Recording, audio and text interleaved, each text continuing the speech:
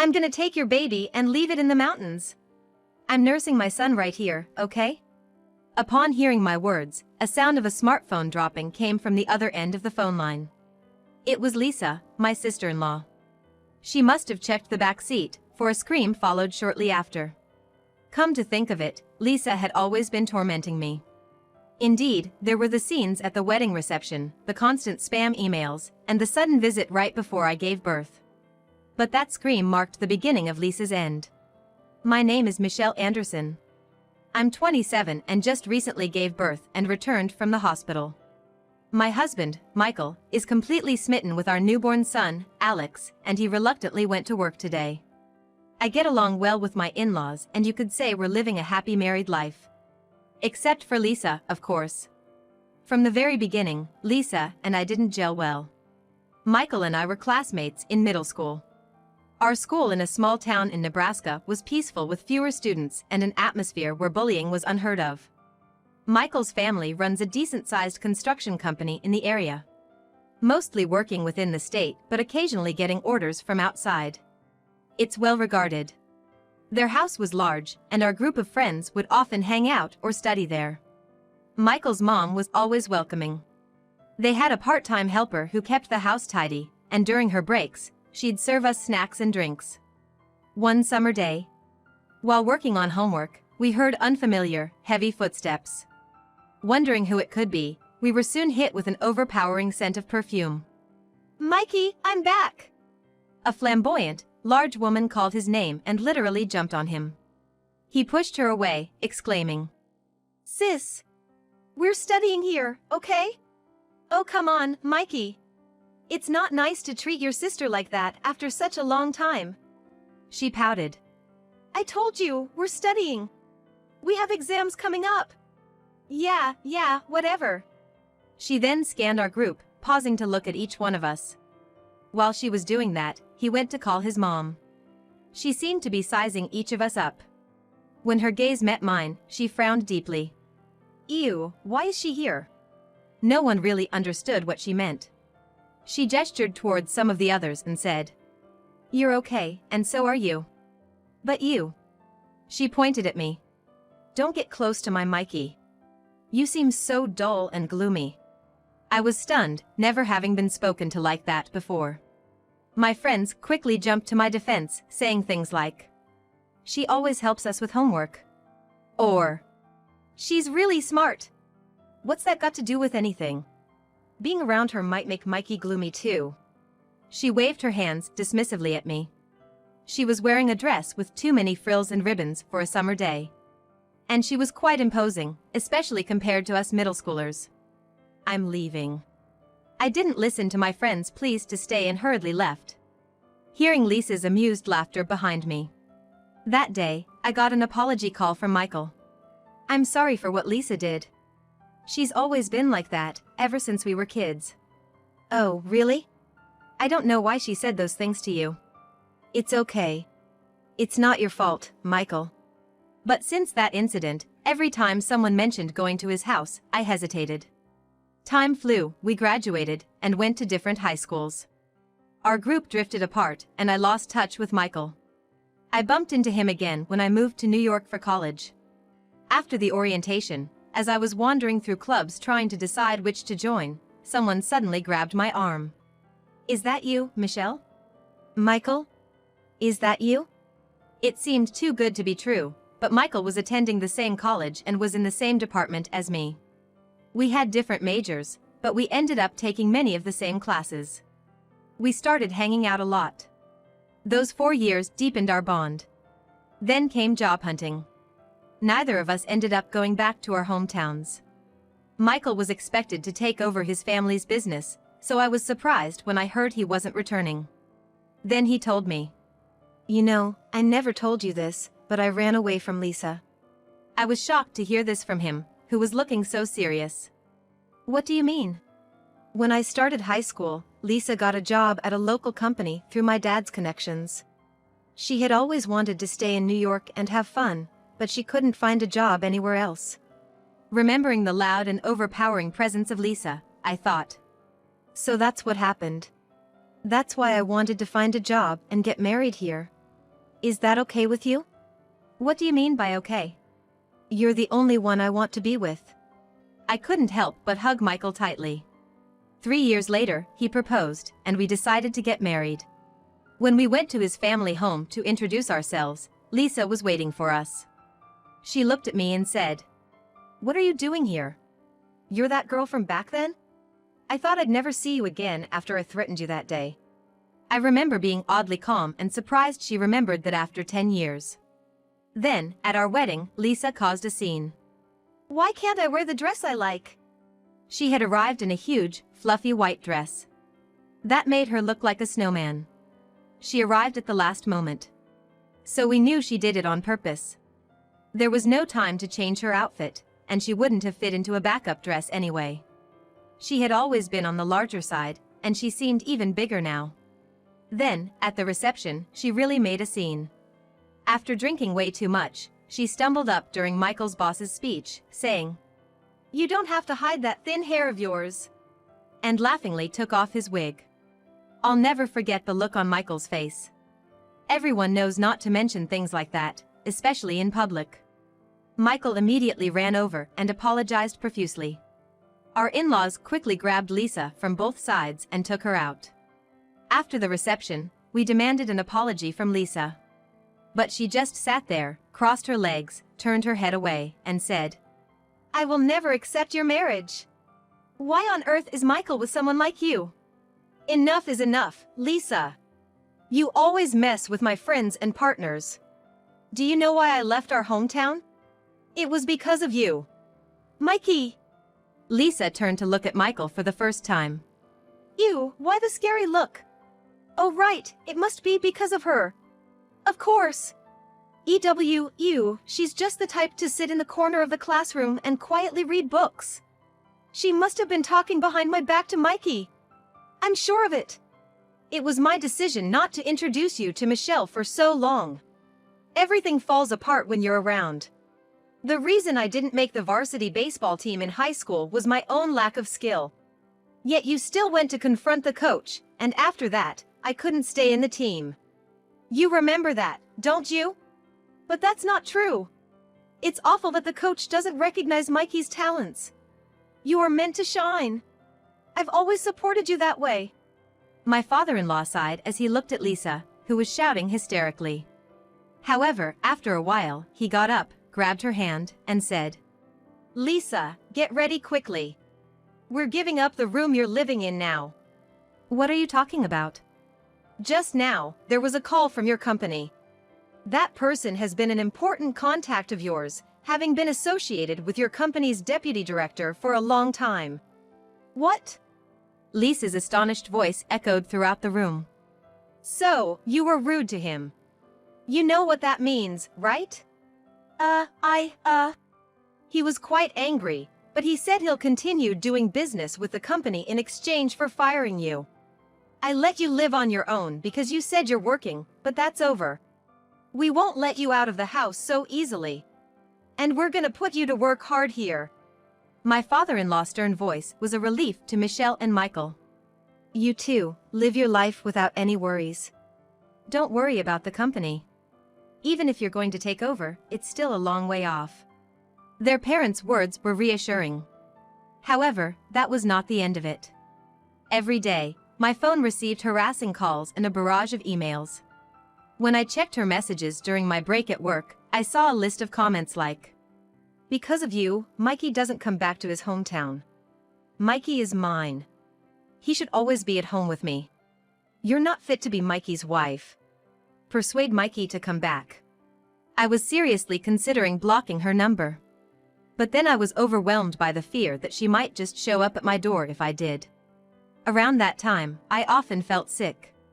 So, I just let the calls go to voicemail and ignored the texts. Then, I found out I was pregnant. With the persistent nausea, it made sense. When I informed both my parents and Michael's parents, both families immediately congratulated us. "So, where's Lisa?" "She's out right now. Don't worry, I plan on keeping it from her as long as possible." Over the phone, I could hear the weariness in Michael's mother's voice. "Thank you. How is Lisa doing there?" Well, she's still not back. Every day after work, she's out somewhere in her car. How's the work at your husband's company? Michael's mother sighed deeply. It's a mess. Lisa doesn't even try to learn the basics of her job, and it seems she can't. I was shocked to hear that. And lately, she keeps saying this, that she was deeply hurt by what was said back then. She became depressed and doesn't want to go to work. Even when I tell her to see a doctor and get a note, she says she's too depressed to move. Although I send her off, I've heard she often skips work without notice. But she drives around a lot, right? Yes. She's unpredictable, but I'll make sure she doesn't come bothering you during your crucial time. Thanks to Michael's mother, I didn't face any surprise visits from Lisa while I was home. However, I continued to receive a barrage of emails from her. When are you gonna divorce? You should leave. You're just holding Mikey back. This child looks just like Mikey's first love, completely different from you. Looks like me, actually. The messages were repetitive and draining. I had another issue too. The morning sickness hit me early and hard. Michael was concerned and suggested I take an early leave from work and return to my parents' house. But isn't my parents' place in the same school district as yours? I fear Lisa might show up any day. Michael pondered over this and then called his father. He replied, "All right, since Lisa can't seem to hold a job anyways, I'll force her to join me on a long-term project." Is it far this time? It's nearby, but on an island. So, she can't return without my permission. It was reassuring to hear that. I expressed my gratitude to Michael's parents and decided to return to my parents' house. Upon visiting Michael's family home, both my father-in-law and Lisa were out, making the large house seem lonely. It's okay. We're relieved without her around. It seemed they were tired of their daily life with Lisa. However, close to my delivery date, a shocking event took place. Michelle! Why are you here? Lisa was banging loudly on my parents' door. At that time, my mother had gone out shopping. I checked all the windows to make sure they were locked. Everything was sealed tight. As long as I didn't go out, I'd be fine. But then, there was a loud crashing noise. Through the living room curtains, I could see a figure. It was Lisa. She was holding a metal baseball bat and stomped her way into the house, shoes on. There you are! I knew you were home, Michelle. I grabbed my phone and made my way to the front door. Lisa seemed to have predicted my move as she quickly closed in on me. I knew I was in danger and tried to rush upstairs. But at that moment, I felt a terrible blow to my back. Lisa had struck me right in the middle of my back with the baseball bat she held. Ouch! But I couldn't just stand there. I choked on the impact, feeling a rising sensation from my stomach, almost like nausea. Still clutching my belly, I began to climb the familiar stairs, trying to move as swiftly as I could. Wait up! Lisa shouted at the top of her lungs. No way I was waiting. My destination was the room on the second floor I'd used before going to college. I've been living on the first floor since I came back home, so I don't usually use it. But in there, I can lock the door from the inside. Lisa, groaning, followed with heavy steps, laboriously making her way up our winding staircase. She paused midway, catching her breath. I took this chance and darted into my room. I locked the door and dragged a table in front of it for extra security. Relief flooded me, and I slumped to the floor. That's when I noticed the carpet was damp. My water broke! I realized this and felt my body shivering uncontrollably. Oh no, not now. On the other side of the door, Lisa had caught up. She was pounding on the door with the bat. Each thud was heavy, a testament to her strength, and random thoughts raced through my head. Then, "Hey! What the hell?" I heard my mom's voice from outside the window. She's back, I thought, relieved. But I couldn't let her in. It's too dangerous. I called my mom on my cell. Michelle! Are you okay? This shattered window! Mom. Call 911. Get an ambulance and the police. You mean the police, but an ambulance? Don't tell me. Yes, that's right, my water broke. But I'm trapped upstairs. Hurry, but don't let Lisa see you. She's got a bat. I managed to say this before I fainted from the stress. When I came to, everything seemed to be over. I felt strange and my head was foggy. Michelle, thank God you're awake. A familiar voice. Michael was by my bed. What happened? Then it hit me. My stomach. Michelle, when they brought you in, things were looking dire. They had to perform an emergency C-section. My baby? Where's my baby? He's fine. A healthy baby boy. Thank you. We'll go see him together later. I took a deep breath of relief. And... Ouch! You can't do that. The doctor said you have a pretty bad fracture. I shivered. Was it when Lisa hit me? Did the bat strike my ribs? Thank God it wasn't the baby. I truly felt that from the bottom of my heart. Michael then apologized. I'm sorry. Huh? Why are you apologizing? That baseball bat Lisa brought over was in my room. Oh, I remembered. It was the bat Michael had once used for the baseball team he had to quit midway.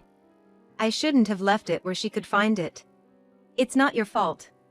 If she hadn't found your bat, she probably would have taken Dad's golf club. That's when it hit me. What happened to Lisa? Well, she was caught red-handed breaking the windows of your family home. I thought Lisa was supposed to be on a work trip to the island. It seems she overheard a phone conversation between my father and me. About my pregnancy? Yeah. She must have figured out the timing of when she was brought to the island for work and lost her cool. We'll need to cool things down for a while. I felt relieved after hearing that. The next day after we were discharged from the hospital, my son, Alex, was as lively as ever, and he was now breastfeeding. I was gently stroking Alex's back when my smartphone rang. It was Michelle. I thought about ignoring it, but the call continued longer than I expected. However, after the 40th ring, I decided to answer, hello? Finally! Why did you take so long? How long did you plan to make me wait? Another noise overlapped with her voice. Stop that! Ugh, it's so loud! Hey, Lisa. Do you have a baby with you? What I heard next was indeed the voice of a baby. That's right. I took your son. But he's so noisy, crying nonstop. I was confused. Why would there be a baby there? Ugh. I thought I'd take him home and raise him my way, but he's so loud. I quickly reached for the home phone. Hello, is this Michael's mom? Why, what's up? Is Alex okay? Yes, but... Isn't that Alex crying? Lisa was still making a racket in the background. It seems my mother-in-law heard the noise. Whispering, I asked, do you know where Lisa is right now? Huh? She's been quiet since the police handed her over. She just called, and it sounds like she has a baby with her. My mother-in-law gasped in shock. There were some noises. Probably her checking if Lisa's car was around. I put the home phone near my smartphone. You checked the hospital to see if your son was there, didn't ya? Tough luck, he's right here with me. Ugh, so darn loud. Oh, I got an idea. Lisa, what have you been saying all this time? With a pleased look as if she had come up with something, I asked her with a sinking feeling. I'm gonna leave your baby out in the mountains. But Alex is here with me, breastfeeding. What? The next moment, a scream echoed from the other end. My Alex! I gently poked Alex's cheek. He let out a cheerful laugh. Lisa must have heard that. Wait, then whose baby do I have here? What don't you get? Wasn't your son still in the hospital? My son and I have been discharged and are at home. There was a loud thud followed by the sound of a baby crying even louder and Lisa screaming. She must have realized she kidnapped someone else's baby. I grabbed the home phone. Did you hear that? Something serious has happened. Yes. I'm gonna call the hospital right now. You stay put. The call ended. What a reliable woman. Indeed, I was not in a position to move right now. Given the constant need for breastfeeding, I couldn't leave my son's side. For the time being, I decided to focus all my energy on soothing my son, who started crying due to the noise coming from the other side of the smartphone. Later, I was informed that Lisa's car was found parked by the seaside road. Lisa was found dazed inside the car. The baby placed in the car seat in the back was safely retrieved. He was mildly dehydrated and was sternly reprimanded by the paramedics. Needless to say, his parents were furious with Lisa. This wasn't just a family squabble like breaking a window. It was a kidnapping involving someone else's child. The parents of the kidnapped baby were mildly dehydrated and were furious, saying, "Our child was almost killed. We won't let this slide." They clearly showed an attitude of not forgiving Lisa tomorrow. My father-in-law, who rushed back in a hurry, reportedly told the police, "There's no handling this at home anymore. I thought I was keeping an eye on things to make sure Michelle and others weren't inconvenienced, but this is the last straw. I'm cutting ties with you for good." Lisa, the one being told this, seemed initially clueless about what he was talking about. Then, the moment she understood, she reportedly let out a loud scream. But why someone else's child? The police gave the answer to the in-laws. Firstly, Lisa had been quiet at the in-laws' house for a while. But it seems that was to plot revenge against me for being detained over the matter of breaking the glass at her family home. She learned about my upcoming discharge from overhearing a conversation between her parents and planned to kidnap my son before that. But Lisa missed the exact discharge date. My release from the hospital had been brought forward. Both my son and I were in good enough health to be discharged, and suddenly, there was a need for our bed. I gladly agreed to the early release. Lisa came to the hospital after I had already been discharged. She apparently sneaked into a patient room where another mother and child with the same last name as ours were staying and took the child when she sensed I wasn't there. Apparently, with her large build, wearing a sling carrying a baby, she just looked like any other patient being discharged. The bassinet was one of the items that my mother-in-law had hurriedly bought in preparation for my baby, including a crib and other things. She quickly sneaked into the house and, while looking for her car keys, spotted it and thought it was just perfect to take. The baby's mother, who happened to be in the bathroom, and the hospital were in an uproar. The situation became clear thanks to a call from my mother-in-law, and both the police and ambulances were dispatched. The police also came to our house, checked the call history on my smartphone, and said they were able to pinpoint Lisa's location. So, as a result, Lisa is gonna be in jail for a while. Deservedly so. She's gonna face a criminal trial, and lawyers keep coming, asking for testimonies that would be in her favor, but the in-laws firmly declined and said they won't support or help her in any way. My smartphone finally went silent. We sighed in relief, thinking that peaceful days are finally upon us. At this rate, the day when Michael will return to take over the family home and we all live happily together seems close.